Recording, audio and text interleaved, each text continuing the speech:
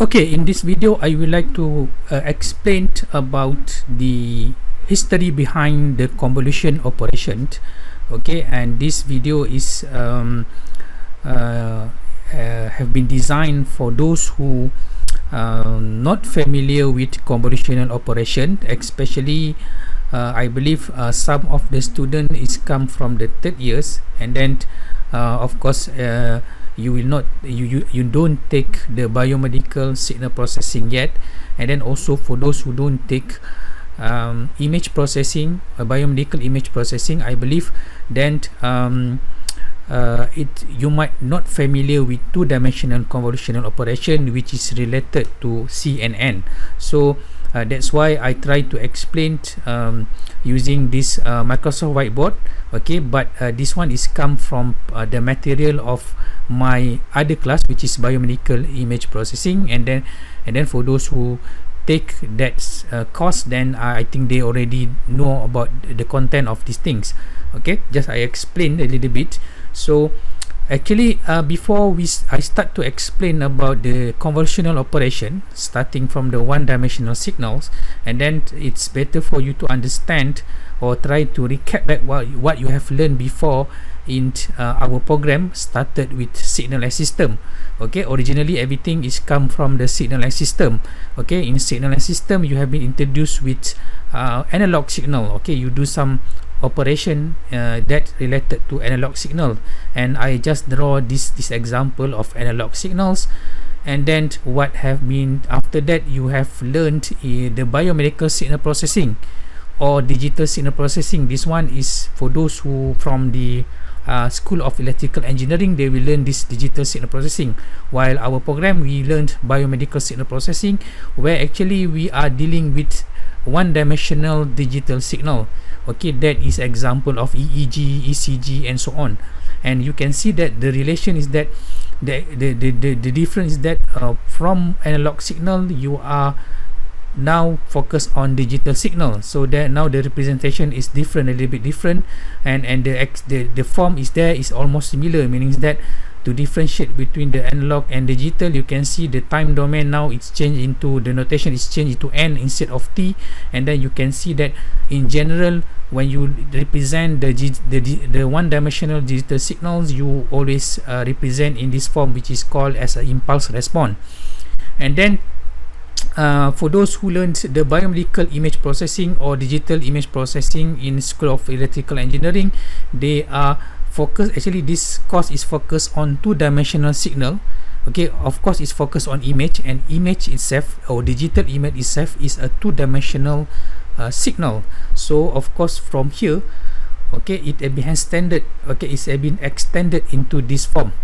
Okay, you can see the difference is just the horizontal axis over here, instead of just one horizontal axis over here, you have two horizontal axes there, which is x and y plane.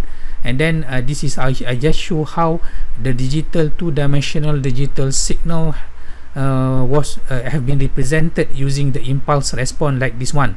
So you can see that this is the example of impulse response, and the amplitudes there represented by this f over here. You can see the notation is different, but the shape is almost similar. The difference is that this one is 1D, one-dimensional signal, and this one is two-dimensional signal, and this one is always later you will see in CNN, because like I said in this course, in AI course, we only focus on implementing the normal CNN, where the normal CNN always dealing with two-dimensional signals, which is in your program we always in your course we always focus on applying the CNN with the input is the image. Okay, I hope you clear about how actually the signal have been represented, and that's why in general, okay, those who learn image processing, it's very rare to represent your two-dimensional image or two-dimensional signal in this form. Okay, because this form is always meaningful for those who dealing with one-dimensional signal, but for those who dealing with two-dimensional signal, because to represent two-dimensional signal in this way, it's not so meaningful. That's why in general we always represent it in matrix form. Okay, that's why we always have some matrix that represent our our two-dimensional signal, or if you talk about image, then it become a pixels. Okay, so in other words, any numbers over here represent this amplitude. Okay, meaning that this amplitude can be represent this value, and this x and y over here which represent by the columns number and rows number. Okay, what is the x, what is the y? Okay, that is the coordinate. And then again the value inside this metric element is really represent this amplitude. So I hope you clear about this one, because later when you learn about operation in CNN, we always represent the signal in this way instead of this way. Okay, now let's go to the basic, what actually the convolutional operation is all about, starting from the one-dimensional signal. Okay, so this is the convolutional operation. Okay, so in convolutional operation, this is how it's look like, the expression. Okay, you can see this is the input signal, and this one is the filter, meaning that this star over here represent the convolutional operation. So if you try to recap back what you have learned so far in biomedical signal processing, this is how you present the process, meaning that this is the input signal, this is the filter. Okay, the filter is always represented by this H, and then in order for you to get the output of the signals, which is your yn, is equal to the convolutional operation between your xn and hn. Okay, so and then again you can represent this one-dimensional signal in impulse response forms, or you can also represent it in matrix form. Okay, this one I just represent it in matrix form, even this one is a one-dimensional signal.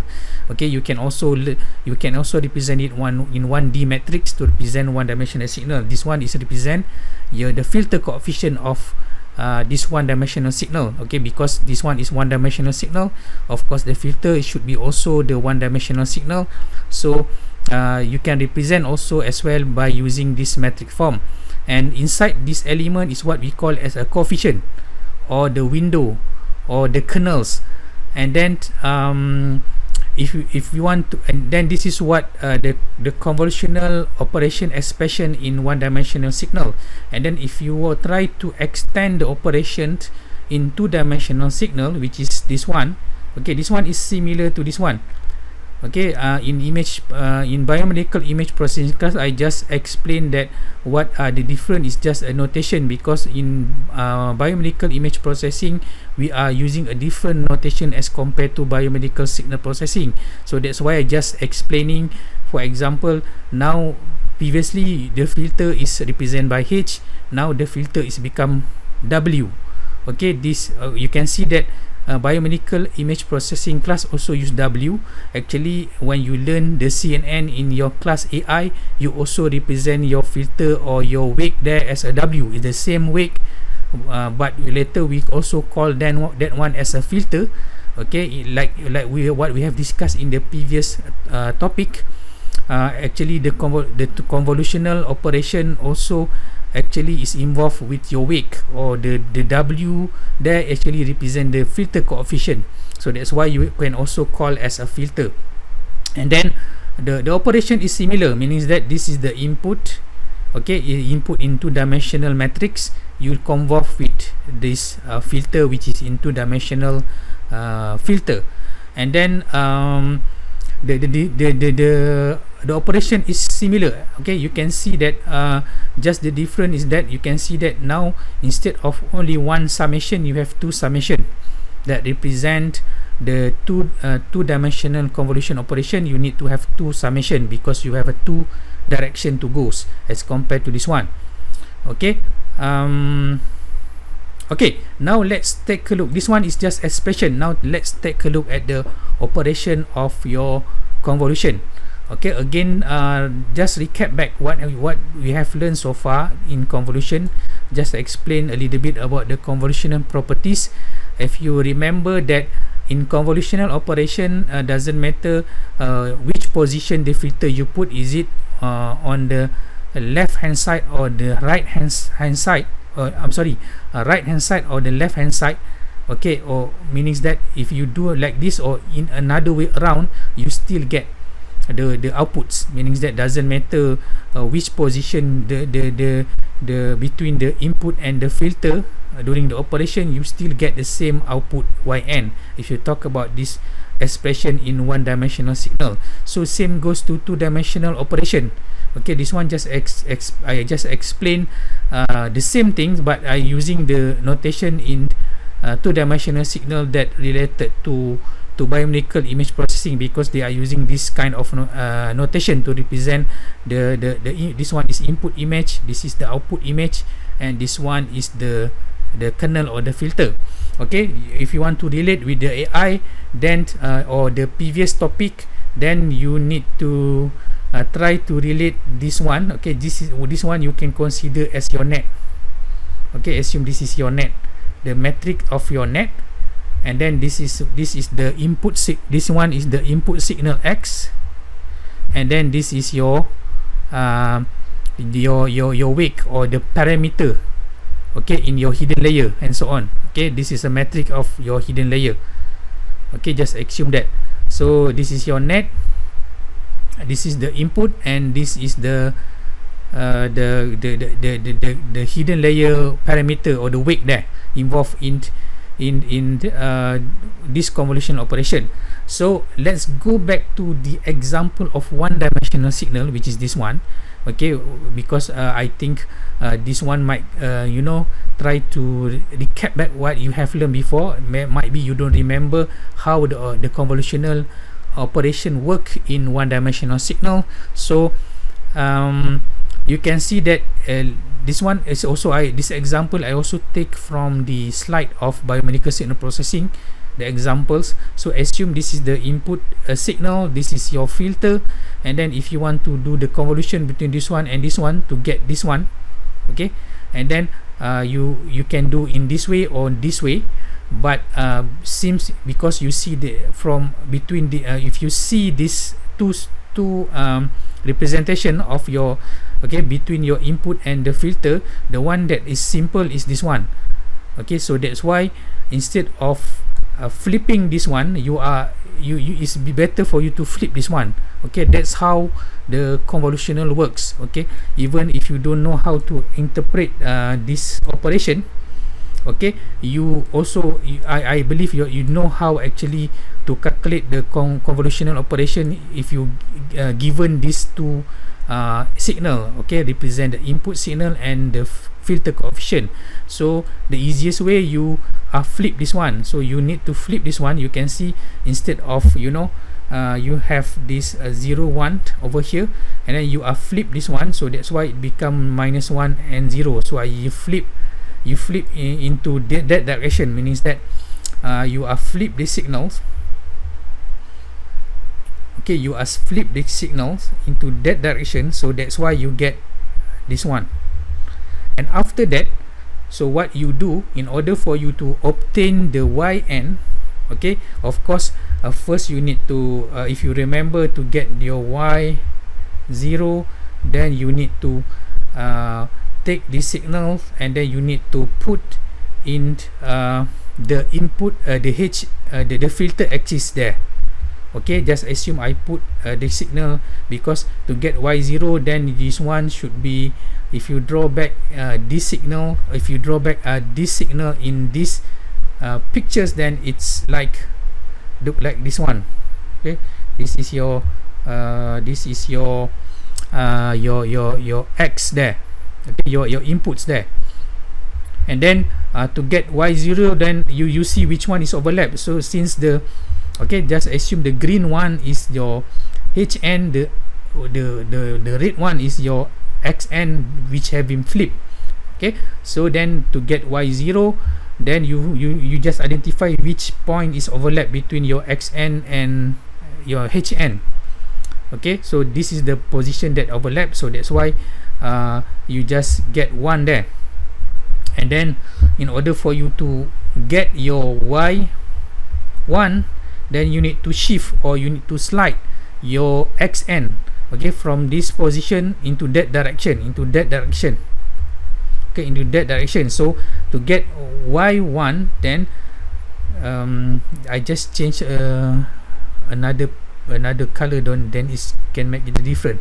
So now your X hand have been shifted into that direction. So to get, now the position is here. This is your, okay, this is one point there for your XN, and this is another point. Okay, so it's moved from the red to blue. Okay, from the red it become blue. Now to get, in order for you to get your X1, so now there's a 2-point overlap there. Okay, between your XN and HN, which is this point and this point. So that's mean 1 times 1 plus 1 times 1, meaning that 1 times 1 you get 1, plus 1 times 1 you get 1, so it's equal to 2. So you will do this thing, okay, from this side. Okay, from this side. Okay, you start from this side into going into that direction. Okay, until there's no overlap between HN and YN, means that from the minus infinity to the plus infinity.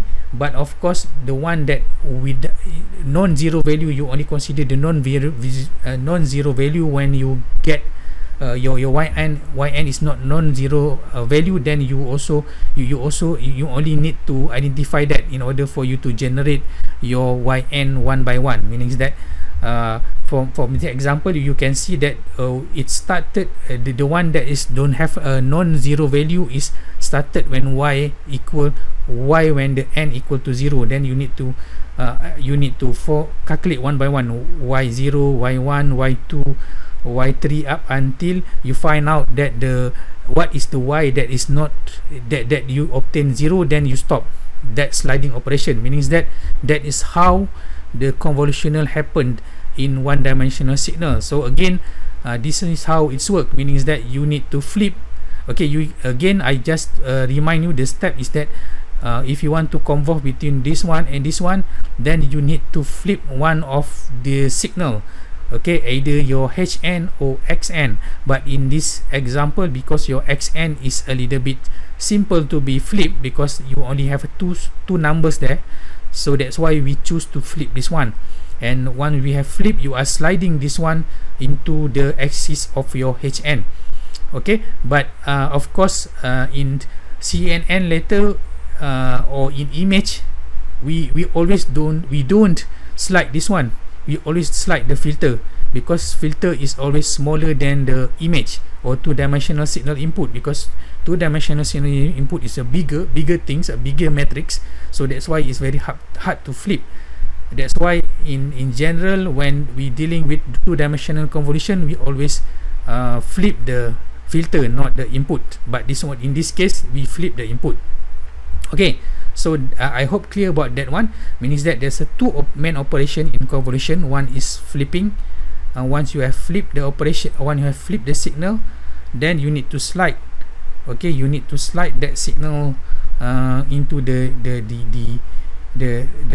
other signals to find the each and every non zero value. Or in other words, this is what we call as a SOP, sum of product, meaning that you multiply together and then you plus together, so it's a sum of product operation. Okay, so this operation also same goes to two-dimensional signal, or what we call as a two-dimensional convolution operation. If you talk about two-dimensional convolution operation, of course, this is what I just draw something like this to represent our image. Of course, this one should be big. I just draw a little bit the signals there, and then you have your own kernels there, or your own filter represented by this W, where previously it's represented by your HN over here.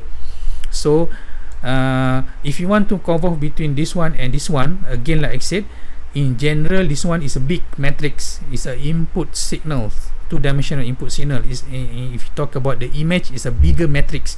Of course, you will not flip this one. You will choose to flip the filter, which is your W. So if you relate this one, okay, if I draw it in matrix, let's say your filter is in this 3 times 3 matrix. Okay, the filter is 3 times 3. Just you assume that this is your let's say this is W1. Okay, and then this one is W2, W3, W4, Okay, so again, the process is similar, meaning that in order for you to do the convolutional operation, you need to flip this one, either the filter or the input signal or the input image. But of course, like as I said, it's very unpractical to flip this one because it's very big. Of course, you will choose this one because it's very small, 3x3. But the difference between the one-dimensional convolution and two-dimensional convolution is that in order to flip this matrix, you need to flip 2 times. Okay, you need to flip in because this one is your x-axis, and going into that direction is your y-axis. Then in order for you to flip, then you need to flip 2 times. You need to flip in this way, your matrix, and you also need to flip in this way, your matrix, meaning that you need to flip 2 times. Or in other words, first you need to flip this matrix. Let's say I doesn't matter, you can start to flip x first and y first, or you need to flip, you can also flip the y first or x first. Okay, so I use the y or x. You can also use a vertically or horizontally. Okay, the same things. Okay, in other words, if you flip in this y axis, then your filter will become what?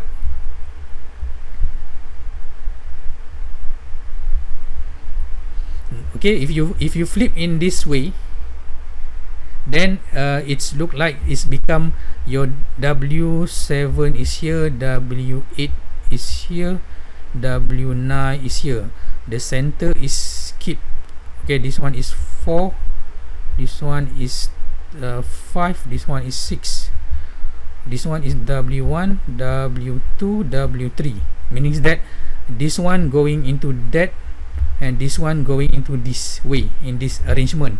So when you flip into this y-axis direction, so now the one that at the bottom will become the upper, the one at the upper will become bottom.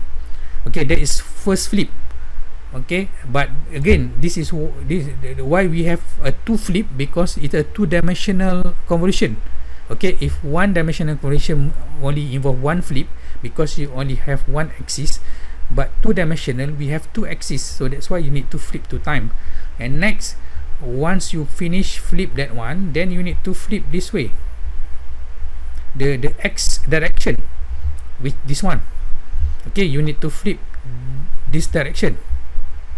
So now the final product will look like, now this one will become W9, W6, W3, and this one keep maintain W, because at the center there's nothing changed there, W8, W5 and W2. This one is W7, W4 and W1. So you can see from the left column here will become right column, from the left column, the right column become the left column. Okay, this one is keep unchanged. So that's how the flipping process happen in 2-dimensional convolutional operation. So once you get this one, then you need to slide to the entire image, like I explained in the previous topic, meaning that if you have some big input image over here, or 2-dimensional inputs there, okay, this is your input, your x, or your in this okay, your x, and this is your W. Then you need to put it here, and then do the sum of product operation to get net. Okay, this is the first net. Okay, I just draw another matrix here. This is your matrix. I just call this matrix as the net, so easy for you to understand. So to get this point over here, then you need to do a sum of product between this point and this area over here. Okay, this point over here, this one multiply with this one, plus this one multiply with this one, plus this one multiply with this one, then you get this first net. And then for second net, then you need to repeat, meaning that this one need to shift in this way. So you will do that up until the last corner there. Okay, again, why we start here, later you will see that in image we always start at this position because we want to ignore the input at the border. But for AI class later, we don't ignore the border. Okay, this one is special for those who learn biomedical image processing. Don't get confused. In biomedical image processing, we always ignore this point, okay, the point at the border. But for AI, we don't ignore that point. Okay, we'll also process that one. Okay, we have another step there which is a little bit different. Okay, for those who learn biomedical image processing, they have different way to treat input at the border side. But for those who don't learn biomedical image processing, you don't have to worry about it. Just focus on the next video lectures. So what happened here, actually you must follow the step. Okay, but those who learn biomedical image processing, just remember that the operation of convolution is similar, but the difference is that for image processing we always ignore the border point, but for AI we don't ignore. We have another mechanism to dealing with point with the border in order for us to find the net at the border here. There's another way, what we call as a padding, and the padding is not ignored in AI but have been ignored in image processing class. Okay, just take that note. Okay, another thing that I would like to highlight here is that I forget to mention that you can see that there's a flipping process here.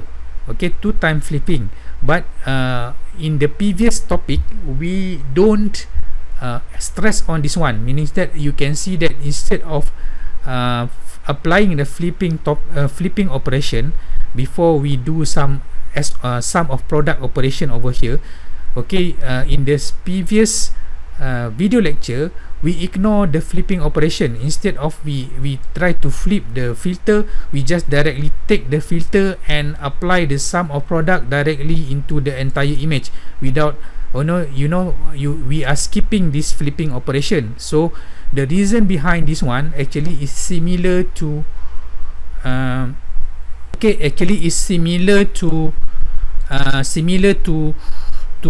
what we have learned in biomedical image processing. Okay, those who take biomedical image processing also we ignore the flipping process because one of the reason is because in general this instead of why we skip the flipping process. We are not like the one-dimensional. In one-dimensional we stress on the flipping process, but in two-dimensional we ignore the flipping process because in general when we are dealing with two-dimensional convolution, the filter is always in symmetrical value. Meaning that what is symmetrical, okay, the shape or the